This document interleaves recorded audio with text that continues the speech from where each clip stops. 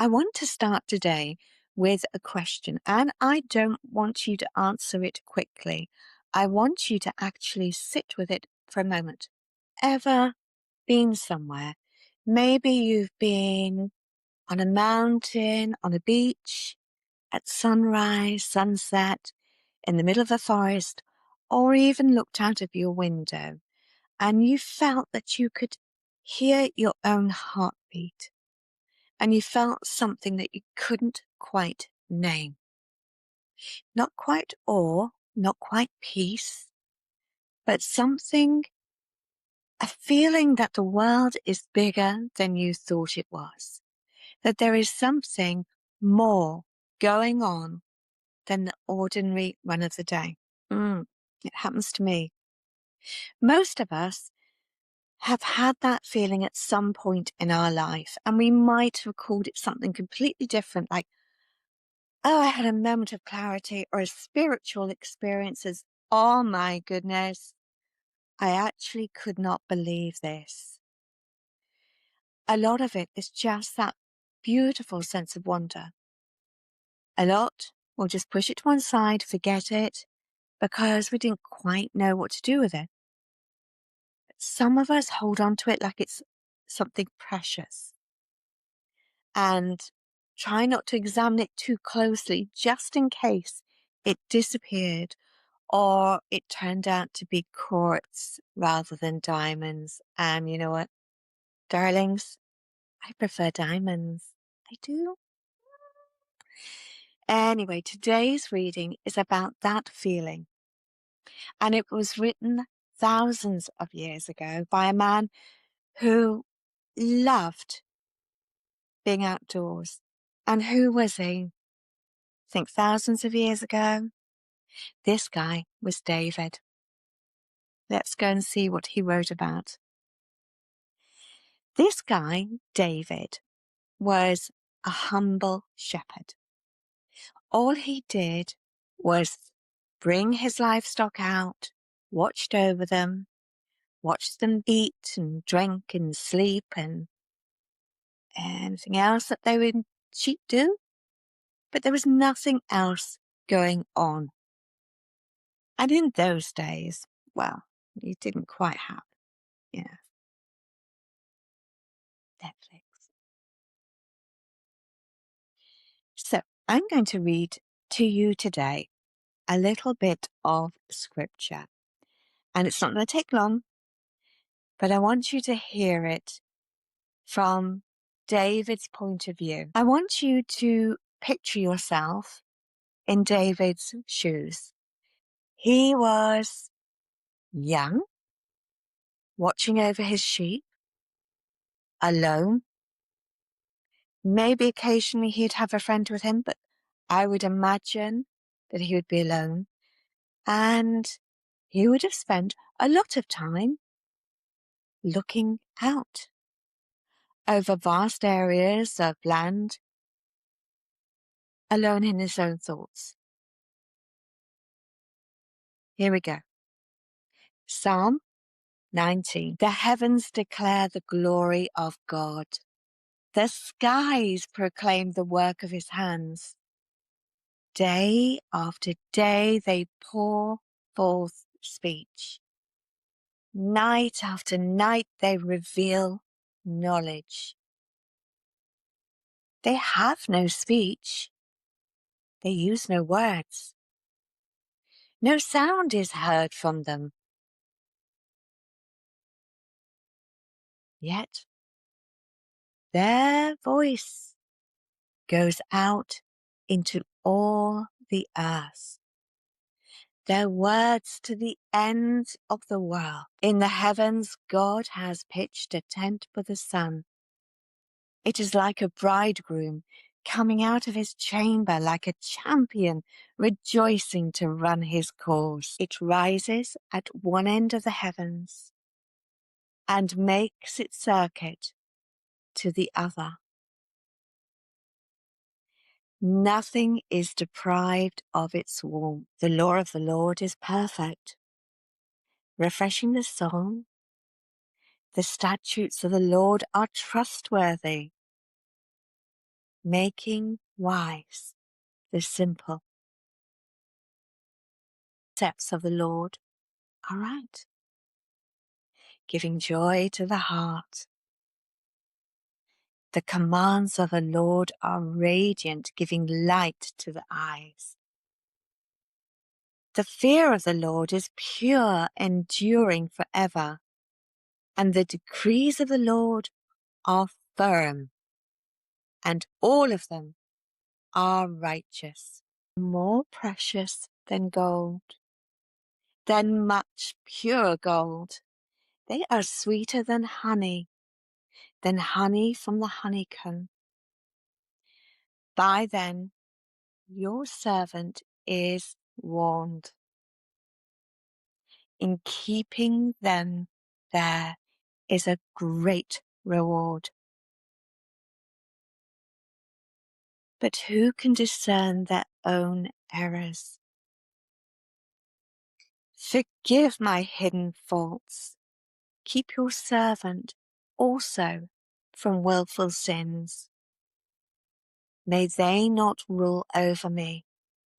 Then I will be blameless, innocent of great transgression. May these words of my mouth and this meditation of my heart be pleasing in your sight, Lord, my rock and my Redeemer.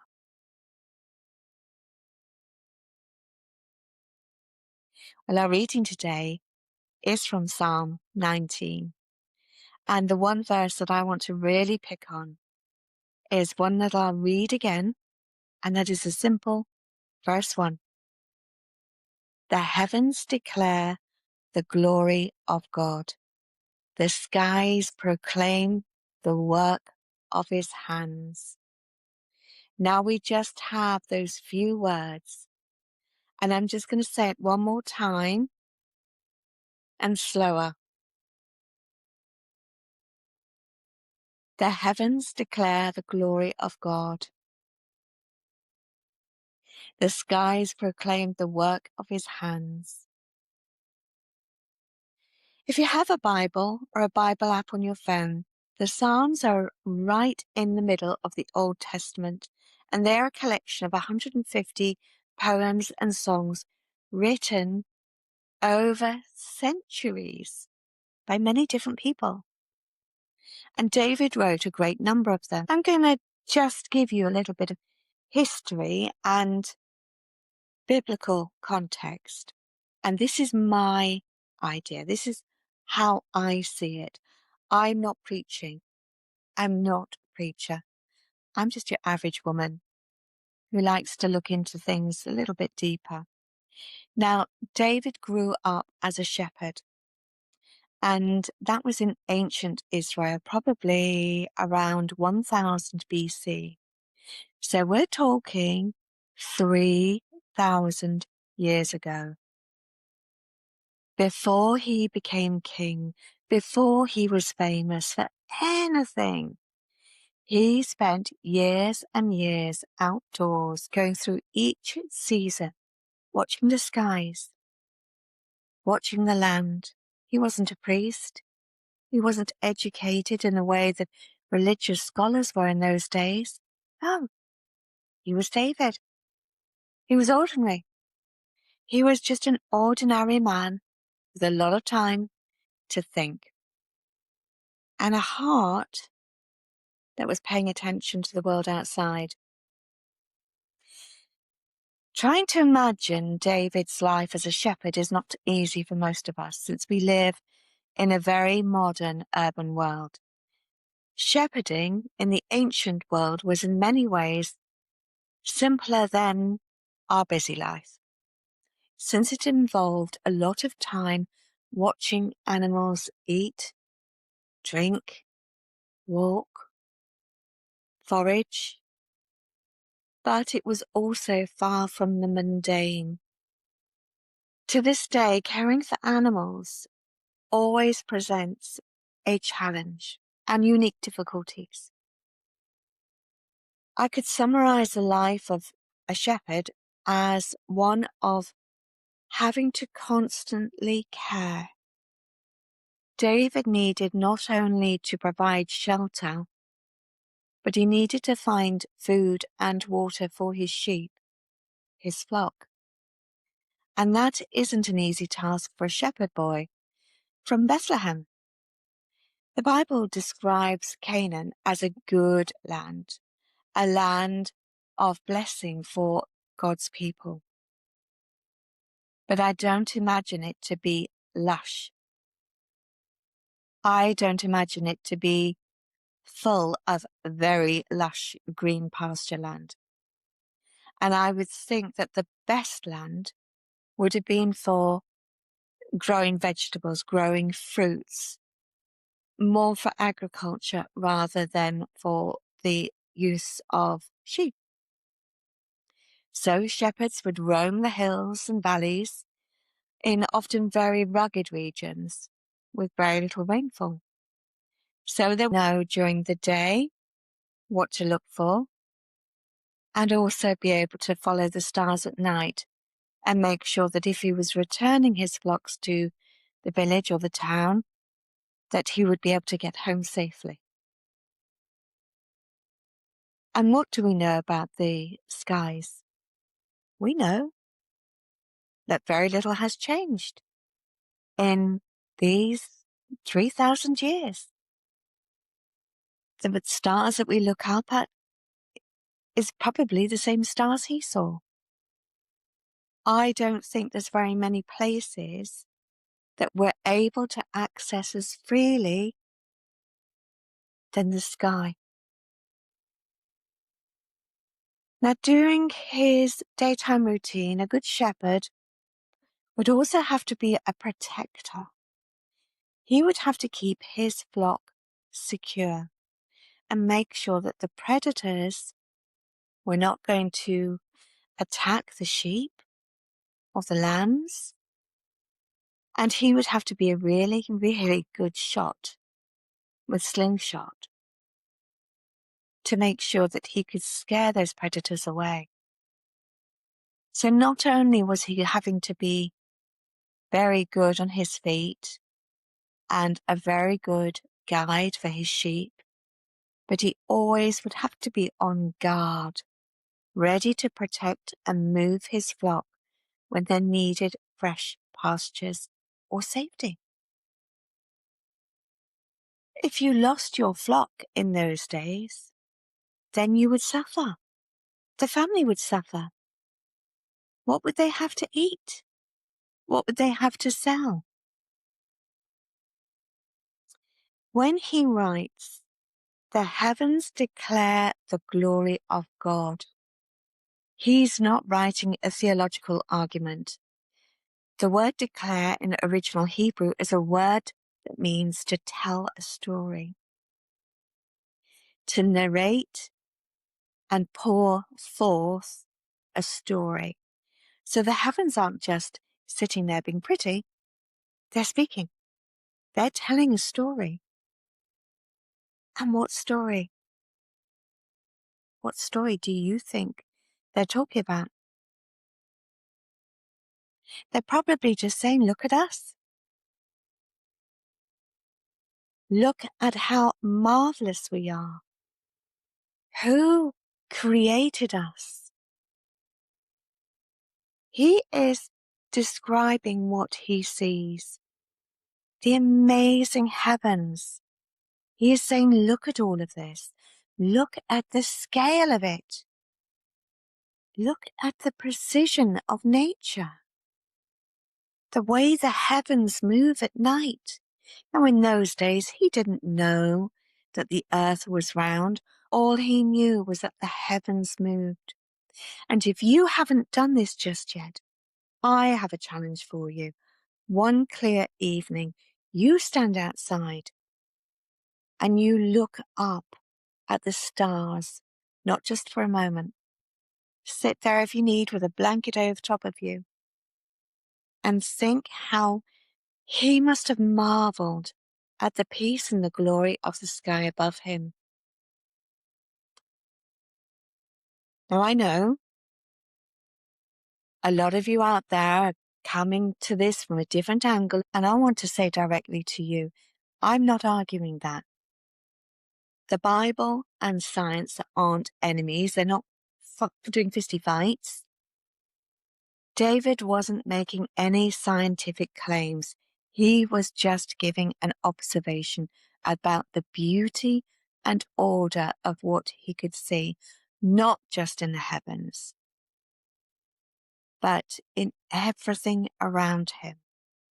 Remember, he was able to really look at the plants around him, the mountains around him, the rivers, just everything around him was created. This natural world was created. What David is getting at is what philosophers call the cosmological argument.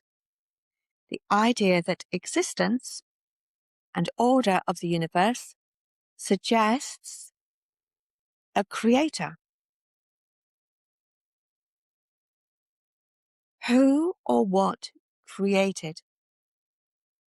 Philosophical frameworks attempt to prove the existence of God by observing the universe. It reasons that because the cosmos exists and operates on a cause and effect, there must be a foundational first cause, an uncaused source, the first thing before creation. David wasn't writing a paper, he was just writing a poem, and he's writing from his experience. And that is what a lot of our poets and writers and storytellers find their information. From experience. Yes, experience. When we post about something, a lot of the time it's because we experience it. He looked up and felt something, and then he wrote it down. So what does this mean for us? It means we must allow, yes, I'm talking to you, dear friend, we must allow the world to surprise us. We live in a time when almost everything is explained or packaged, labelled, sold behind counters and display units. It's available on demand. There is a very, very, very famous, world famous company that basically you can buy something and have it shipped within 2 or 3 hours. It's that quick. When I was a child, television was a luxury. It came on at a certain time in the morning and it went off at a certain time at night. We didn't have TV all night, 24 hours a day. And if we didn't have an answer, we couldn't search Google for it. We actually had to look for it. Now we've got television, books, movies, nights out. So rarely do we actually take that time to step outside and look up. It's free. Free! Free, free, free, free. It's free. It is. To look up there at the sky, there's no entrance fee. You can actually stand outside and see the universe. Unless if you live 1 mile down underground, then you're going to have to climb up and look. And nowadays, we're very rarely bored and very rarely are we still. And that is tough. We have to find time to gaze at the natural world, to gaze at the plants around us. Even if you live in a concrete skyscraper in the middle of Manhattan, I can tell you now that nature is around you. You just need to look at the birds and the stars, plants, flowers, insects, animals. even a common weed on a sidewalk. Have a look at them. This item was created. Something created this. Someone created this. And we know for that to happen, that creator must have been bigger than we can even begin to imagine. So there is something really important about learning to notice, as David noticed. Now, you might not be a biblical Christian, but this is common sense. If you don't want to go by what was written in the Bible, it's still common sense to look up and question what we are doing in our life, in our faith, and in our time on this planet. I have been in that same position when I was truly amazed by the wonder of this planet. I felt so compelled, and I'll tell you what happened. I was on an airplane, flying with the pilots up front. Being a stewardess, you did have privilege. And I could not take my eyes off the stars. I've got nature talking at the moment. A really nasty thunderstorm outside. But that's another thing. Our bodies relax when we are listening to nature, oceans, mountains, the wind breezing through the mountain, trees, white noise, thunderstorms, rain. There is something that is coming from here and from here that is connecting to the world outside. And this amazing world is so small in the whole universal creation. Now, where I come from, tiny island, 9 miles by 5, I'm lucky we've got rugged coastlines, beautiful beaches, ancient historical sites, oceans that rise and fall meters twice a day. The moon is there, the stars are there. And even on that island, we don't always find that we have the time to stop and wonder. Not at the wonders that are made with our hands, but of the wonders that are made with something more powerful and more beautiful and more amazing. And that natural world is not far away.